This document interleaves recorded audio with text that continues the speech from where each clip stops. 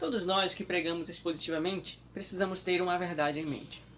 Nós não temos autoridade em nós mesmos. Digo isso porque os maiores pregadores foram aqueles que reconheciam que não tinham autoridade em si mesmos e viam as suas tarefas como explicar as palavras da Escritura e aplicá-las de forma clara à vida de seus ouvintes. A pregação deles, bem como a nossa, não extrai o seu poder da nossa performance, da nossa eloquência ou de nossas próprias experiências cristãs. Não tirava a sua autoridade ou seu poder de experiências cristãs de outras pessoas também, nem de suas opiniões, ideias criativas ou capacidade retórica. Todos nós que pregamos a Escritura precisamos compreender isso. A palavra de Deus é quem tem a autoridade. E por isso precisamos estudá-la para entendê-la. Quando entendemos isso, podemos compreender que as palavras de Deus são elas que estão cheias de poder. Elas que transformam a vida das pessoas. E confiando nela, nós pregamos expositivamente. A autoridade não é nossa, mas sim do Senhor.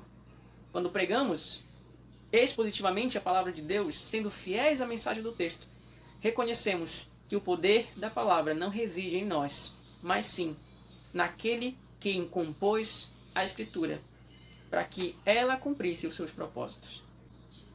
Que possamos todos nós pregar a palavra expositivamente, não confiando em nós mesmos, mas confiando naquele que é o autor da palavra. Todo bom pregador precisa entender 3 partes da mensagem expositiva. Toda mensagem expositiva precisa de explicação. Precisamos explicar o texto de uma forma compreensiva. O mais claro, o mais simples possível, nós devemos pregar. Para que as pessoas que estão nos ouvindo possam entender o que o texto diz. Porém, só saber do que o texto diz não é suficiente. Precisamos, em muitos momentos, ilustrar a verdade que destacamos do texto.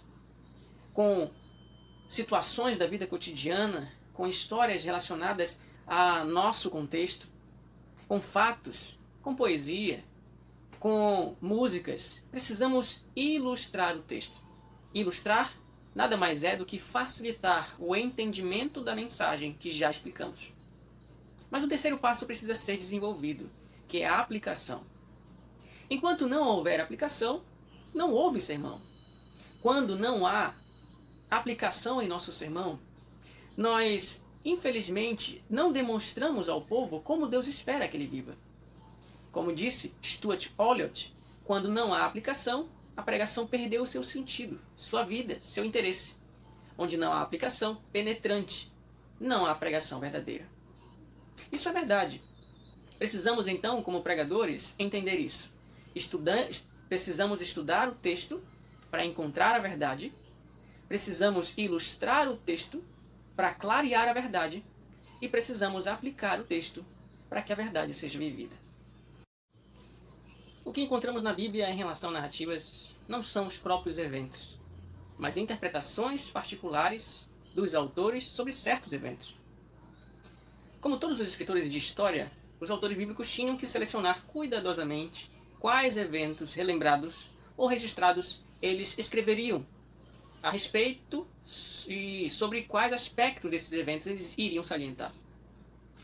Sabendo disso, então, precisamos entender que as narrativas bíblicas foram contadas em partes com um objetivo.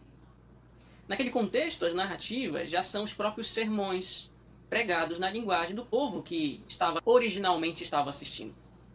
Em outras palavras, todo bom pregador precisa entender isso. As narrativas já são sermões, selecionados e contados e interpretados com a teologia saudável inspirada pelo Espírito Santo. Sabendo disso, então, nós como pregadores não vamos criar um sermão. Nós simplesmente vamos encontrar o sermão já pregado com a intenção do autor e assim, de lá, retiramos então a nossa mensagem. Não uma nova mensagem, uma outra mensagem, mas a mensagem que os autores bíblicos queriam transmitir. A forma como eles escreveram é a forma como nós pronunciamos. O conteúdo que eles escreveram é o conteúdo do nosso sermão. E também o objetivo, ou o alvo, a intenção deles também deve ser a nossa. Pregando assim, estaremos pregando em narrativas do Antigo Testamento, com o objetivo inspirado por Deus. Todos nós que pregamos expositivamente a palavra de Deus, possuímos duas obrigações. A primeira delas tem a ver com o esclarecimento do texto inspirado. Precisamos esclarecer o que a palavra de Deus diz com fidelidade ao mundo antigo. Também nós precisamos ter, em segundo lugar, sensibilidade para com o mundo moderno ou com o nosso mundo. Todo bom pregador, ele vive numa transição entre dois mundos. Aquele em que a Escritura foi escrita e aquele em que nós vivemos. Falar a mensagem da Escritura, respeitando a linguagem, a intenção e o contexto do mundo antigo, é proveniente de uma preocupação em dizermos somente o que Deus disse. Porém, só comentar o texto, só explicar o texto, não faz sentido ou não traz para nós a palavra de Deus no nosso contexto. Precisamos também ser sensíveis ao mundo em que vivemos. Precisamos olhar o mundo moderno e ver o mundo antigo e ver como Deus tratou com problemas, com pecados, com incredulidade no mundo antigo e trazer as mesmas verdades para o mundo moderno. É a combinação de fidelidade com sensibilidade que cria o expositor autêntico. Precisamos transitar sempre entre dois mundos, um com fidelidade e o outro com sensibilidade. Fazendo assim, nós estaremos pregando a palavra do Senhor de forma expositiva para a glória do nosso Senhor.